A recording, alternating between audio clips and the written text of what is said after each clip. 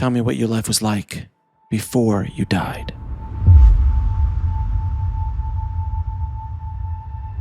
When I'm 32, I have 3 little kids. I have a 5-year-old, 2.5, and my son who was an infant. He was 6 weeks old. After I had him, I had a lot of complications. So I was in the hospital about 4 out of 6 weeks. I had infections, I was on IV antibiotics, and the doctor said, well, we just need to do a D&C, which is a procedure they do to clear out the uterus. You'll be fine. 45-minute outpatient procedure, we'll send you home, it'll be good. The night before, I just had this gut instinct that I should not do this. But you know what? They offered me a quick fix and I was really ready to be home. So I went in and I had had anesthesia prior to this for other treatments. And I remember it was just a blank space. It wasn't a dream, it was nothing. It was just a blank space. So I remember counting backwards for the anesthesiologist. And the next thing I know, I'm laying on the gurney in the operating room and I had a beautiful white German Shepherd named Tahoe who had transitioned a couple years before this. She walked in, laid her head on my gurney, looked at me, and we were gone.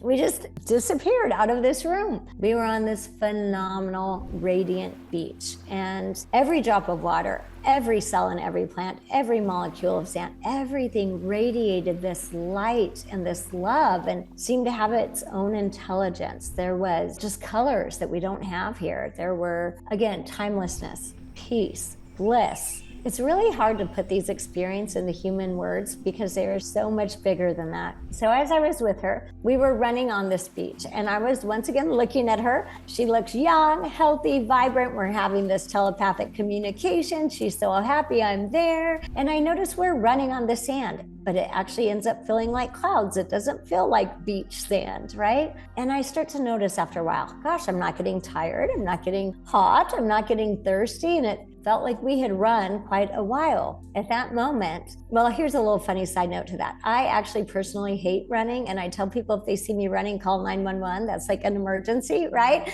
That's not me just going for a jog. So here I am in my near-death experience, just running on the beach, right? Loving every moment of this. But what it really was it was being present in that moment. And one of the things I learned in this was there was only each step that I took. There was only each breath that I was taking. So it was about being truly present in the moment, which is a huge challenge for us as humans because we have a million things pulling on our energy and our attention at all times. So as I was running with her on this beach, all of a sudden I could feel my son, who was back at my house with my mom, calling to me. And he was scared because he knew I was getting ready to leave. And so in that moment, my soul was able to be in more than one place at a time, which I didn't know our souls could do before that. So I actually went to him and I remember saying to him, I promise I'm not going to leave you. I will find a way to stay. And I start praying and I start saying, it's not my time.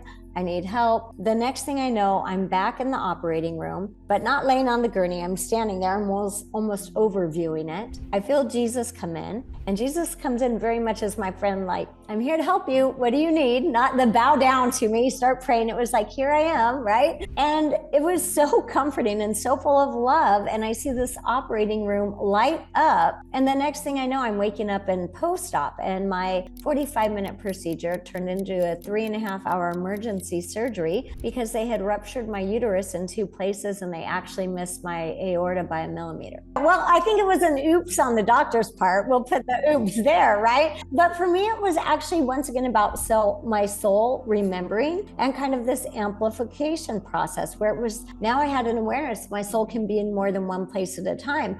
I'm multitasking. I found out, I had always grown up believing in Jesus, but guess what? I had firsthand contact with him. He was real, and he wasn't coming in asking me to bow down and pray to him and sit at his feet for eternity and sing to him, right? He was there as my friend to help me. And so it really brought together a true knowing in my heart and my mind and my body and my soul that we are supported and we are guided and we are loved and we are watched out for more than our human mind can ever comprehend. I would also say the upbringing that I had, I wasn't, my mom at that point in time was like, don't even go to a chiropractor. Chiropractors are bad. Well, now you see them on every corner, right?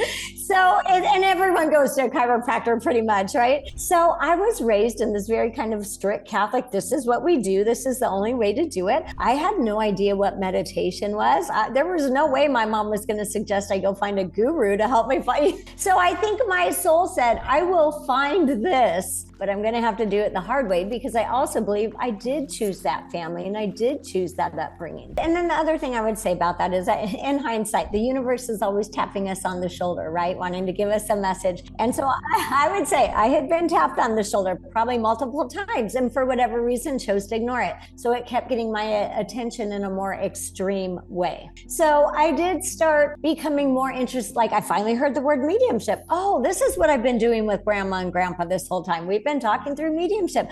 So I started to find out a little bit more. So my third one happened in November of 2011. For people who like numbers, this happened on 11/1/11. So there's a lot of ones in there, right? One more way the universe is trying to get our attention, right? And so in my house, I have 14-foot ceilings. I was about 12 feet off the ground because I have candles that are battery operated, and every night they turn on and glow and all of this good stuff. My kids were older now. My youngest was 5. My other one was 8. And then I had a 10-year-old. And so my younger 2 were home with me. And I said, as soon as I put this candle back up, we're going to go get your sister. So I climb up the ladder. And as I get to the top, I feel it start to shift. All I had was 1 second to think this is going to hurt, because I knew it was going down. And at that moment, I am absolutely ripped out of my body, not in a painful way, but in a fast way. And I am turned around and I can see my body and the ladder suspended in the air. And I am standing with 3 people. And I had never met them in this life, but I feel like I've known them forever. They feel like family, close friends. And I can remember so vividly what they looked like. One was an Egyptian woman, one was an Asian man, and one was a Hawaiian man. And they were standing there, and telepathically they said to me, what would you like to do? Do you want to stay or do you want to go?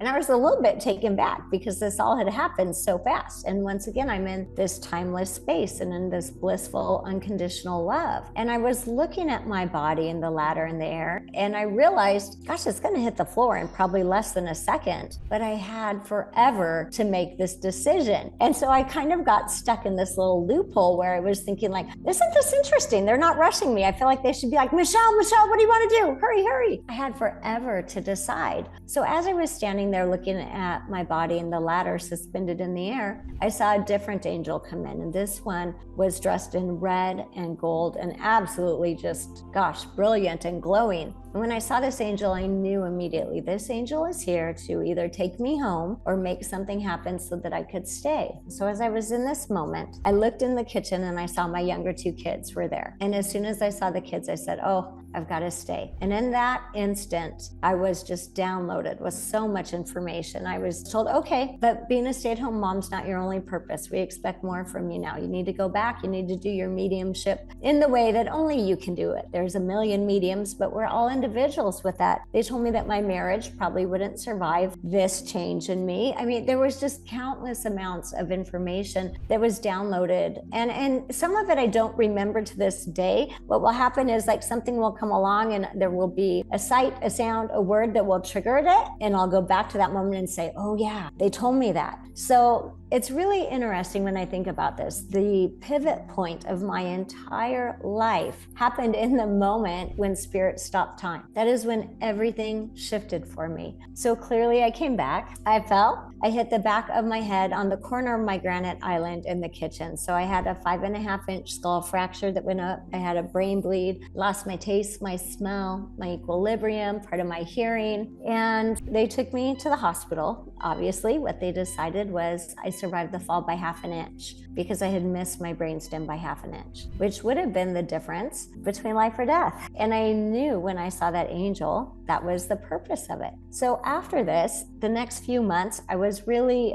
just trying to heal. I was in the hospital for a while. I was in vestibular therapy, physical therapy. I had different things I was doing. And my son, who was 5 at the time, started to get very depressed. And he would tell my mom, my mother-in-law, myself, whoever would listen, he would say, I didn't need to be there. He said, because my kids called 911. They were the ones who got me help that day. And he said, I didn't need to be there. My call didn't go through. Sophie could have done it without me. And we felt like truly in the trauma of the moment, he had maybe just dialed it wrong or forgot to hit the on button, I don't know. And we would say, Josh, you let the policeman in the door. You were helping. There were things you could do, but nothing that we could say would ease this burden that he was carrying. So the end of January 2012, a few months later, my grandfather, who had passed away when I was 12 years old, came in my first really big mediumship visit since my head injuries. And he talked to me about my accident. He talked to me about my son being good with electronics. And then, which is interesting because he and my son lived on this earth decades apart, right? So we know our loved ones are connected to us. And then before he left, he said to me, he said, Michelle, you need to get the 911 recording. There's something on there you should know.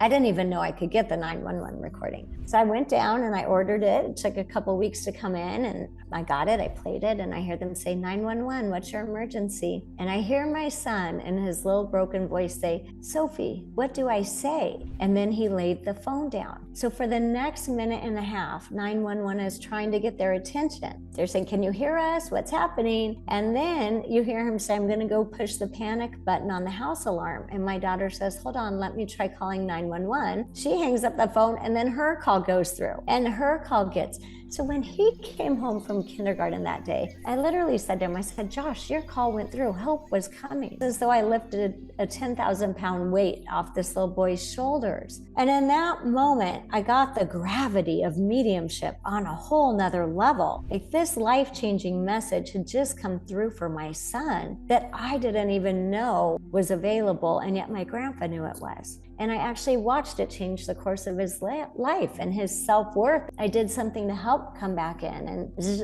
very emotional for me still today because part of my mediumship that I came back to do is to help people connect with their loved ones, to connect with their own soul, to connect with the fact that we are not living this life alone. And a lot of times that's not how it feels in the human form. And, people will say to me, well, did you see the tunnel of light? Did you? And I would just say, no, I kind of felt like I bypassed that. I was always just there. I was like, oh, here I am in that space. I made it to those unconditional, timeless places. But a lot of this, what I have found as I've done my mediumship and that kind of work is that, if we use the word God, let's just change that to love. God is love. And love will greet us where we are. And love will always want to show us it in a way that we can understand and feel comfortable there. So for me, these were exactly what my soul needed, which are going to be completely different from other people's souls. It's amazing because what Spirit really has been telling me, especially over the last few months, is planet Earth is all about the contrast, because that is where we learn and grow and explore.